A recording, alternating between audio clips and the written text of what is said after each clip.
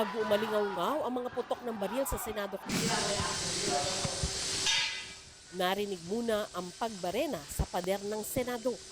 Napagseselyo pala sa isang pintuang lagusan sa pagitan ng Senado at GSIS office.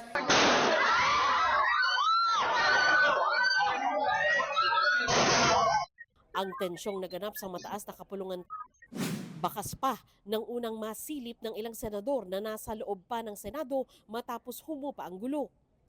Sa post ni Senador Bongo, makikita ang fire exit at ang salamin sa tabi nito na may mga tama ng bala.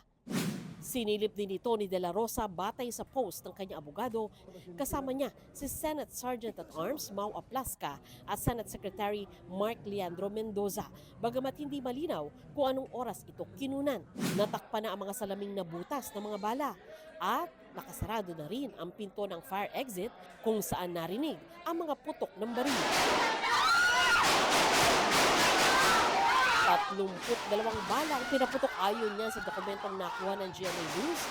27 lahat ng balang pinaputok ng hanay ng Senate Security. May report na rin nakuha si Senate President Alan Peter Cayetano na nagsabing unang nagpaputok si Aplasca. Pero ang tanging inamin pa lang ni Aplasca, sa area o ano? 5 naman ay mula sa NBI na nasa bahagi ng GSIS office na kadikit ng Senado.